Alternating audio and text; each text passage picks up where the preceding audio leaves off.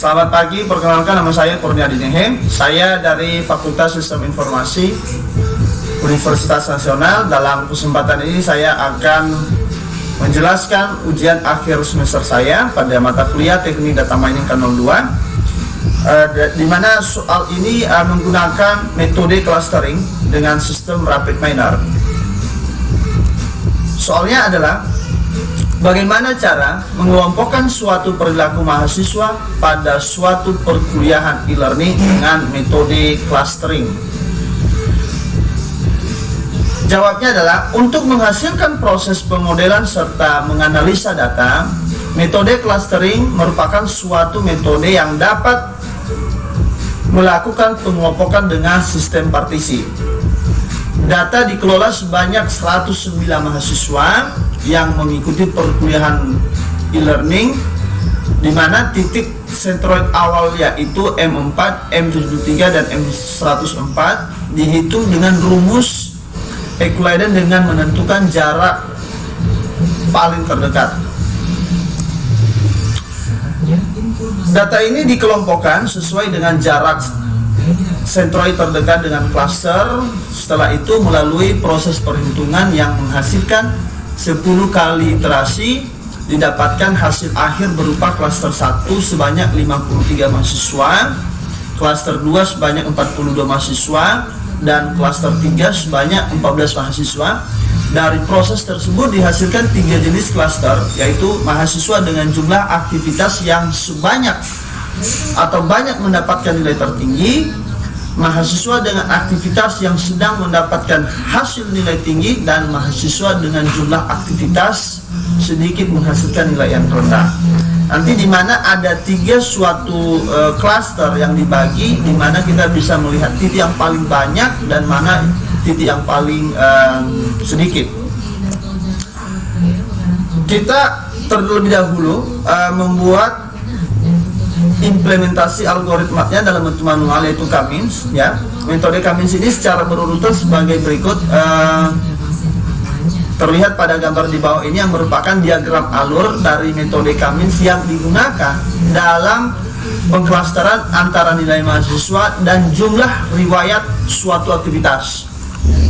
Di sini kita melakukan suatu, kemudian kita mulai dulu, kemudian kita menentukan banyaknya cluster, atau di sini dibuat K, kemudian menentukan centroid, baru diproses dengan centroid berubah apakah menghitung jarak dari centroid, lalu diuji apakah mengelompokkan data berdasarkan jarak terdekat, baru selesai. Di dalam peta ini, data yang akan diproses mengelompokkan klasternya berupa hasil perkuliahan e-learning dan riwayat aktivitas perkuliahannya atau log. Nah, di mana ketiga tabel di bawah ini ada kode M1 sampai M9, di mana nilainya itu, ya, nilai paling tertinggi adalah 667 dan lognya adalah yang paling tertinggi 505. Kemudian M71 sama M79 sampai pada M109. Bila kita lihat rata-rata dari log dari beberapa kode ini, yang paling tertinggi adalah 697. Nah, objek data yang ada pada awal clustering dengan menentukan pusat-pusat clusternya atau centroid cluster, maka penentuan centroid cluster tersebut dilakukan secara acak atau random. Selanjutnya dilakukan langkah-langkah perhitungan. Nah, kita pertama melakukan perhitungan titik pusat awal cluster. Di sini ada 3 kolom, yaitu C1 M4, C2 M73 dan C3 M104, di mana nilainya ada beberapa field. C1 640 dan 225, C2 697 dan 266, C3 577 dan 271. Ini merupakan nilai tertinggi dan nilai terendah dalam setiap cluster. Kemudian perhitungan jarak pusat cluster, ya, menghitung jarak antara data dengan pusat awal cluster menggunakan persamaan Euclidean distance di bawah sebagai berikut. Nah, di mana di sini CIK adalah pusat suatu klaster dikurang dengan data ya kuadrat kemudian dibagi. Hitungan nilai yang sebelumnya itu dari rumus berikut. Metri jarak suatu jarak metri antara data dengan tiap-tiap pusat klaster sebagai berikut. Di mana jarak data pertama ke pusat klaster itu ya ini masuk pada perhitungan manualnya ya, perhitungan manual.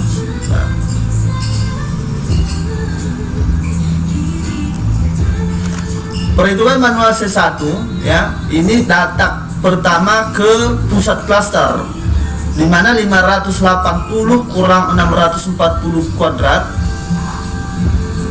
bagi kemudian ditambah 223 kurang 225 kuadrat, hasilnya adalah 60,03. Kemudian C2 580 kurang 696 kuadrat dibagi kemudian ditambah 223 plus 226 kuadrat. Ini kita bisa melihat beberapa jarak, nilai jarak data pertama ke pusat klaster. Apabila kita telah melakukan perhitungan jarak antara data dengan tiap-tiap pusat klaster, maka dapat ditentukan anggota dari masing-masing klaster berdasarkan jarak paling terdekat. Iterasi yang dihasilkan sebanyak 10 iterasi untuk mendapatkan keanggotaan klaster secara optimal dengan hasil akhir keanggotaan klaster sebagai berikut. Kita mengelompokkan setiap klaster yang terdapat 3 yaitu C1, C2 dan C3 di mana datanya adalah M1 sampai dengan M109.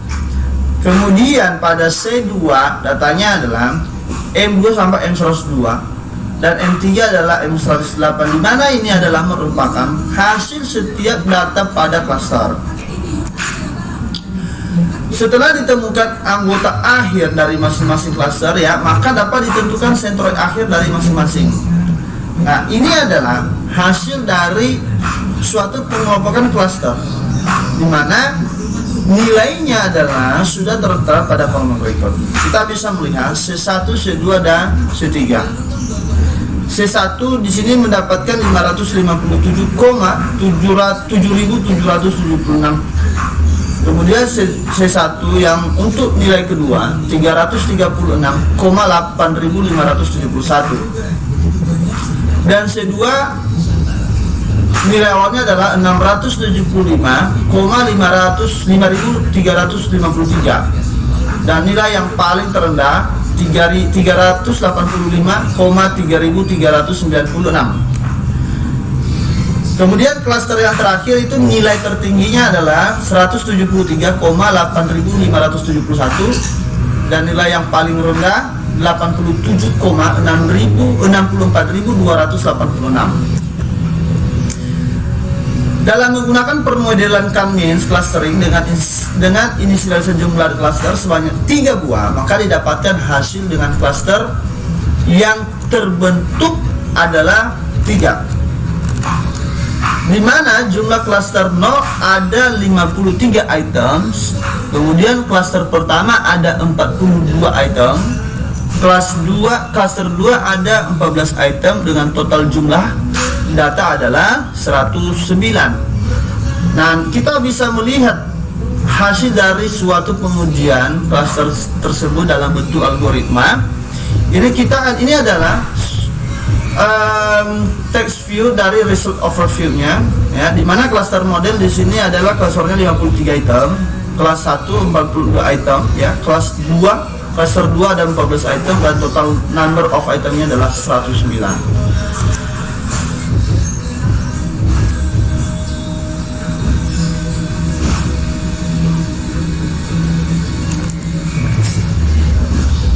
Hasil perhitungan antara jarak klaster dan sentroidnya adalah ini hasil overview ya, dimana atribut nilai dan law ini adalah klaster 0 ya, ini kita dapat datanya dari hasil perhitungan yang tadi.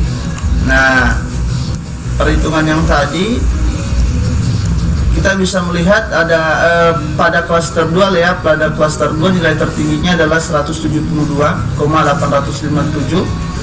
Klaster pertama adalah 557,778. Klaster 0-nya ada 675,538 dan setiap klaster tersebut memiliki nilai log masing-masing.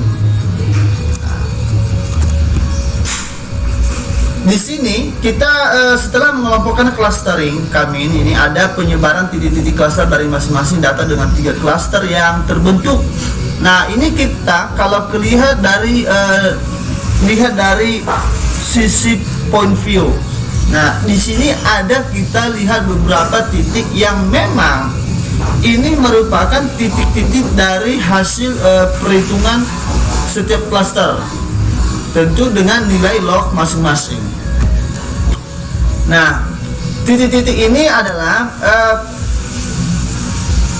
proses cluster kami dengan RapidMiner diperoleh sejumlah perilaku mahasiswa ya dalam mengikuti perkuliahan berbasis e-learning antara lain. Jadi kesimpulannya dari titik-titik suatu sistem ini, pertama itu kelompok mahasiswa dengan jumlah aktivitas yang banyak dan mendapatkan nilai yang tinggi diawali pada titik hijau.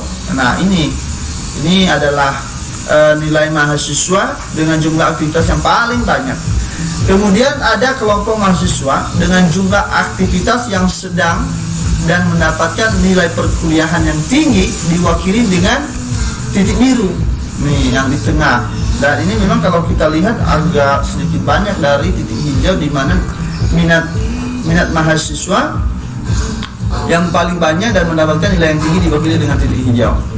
Kemudian ketiga itu ada kelompok mahasiswa dengan jumlah aktivitas sedikit dan mendapatkan nilai yang paling rendah diwakili dengan titik merah. Ini adalah bentuk atau kelompok jumlah mahasiswa di mana mungkin aktivitasnya paling sedikit pada saat e-learning ya. Pada saat e-learning akhirnya dia memiliki nilai yang paling terendah ya. Ini adalah hasil ketiga cluster dalam bentuk point view.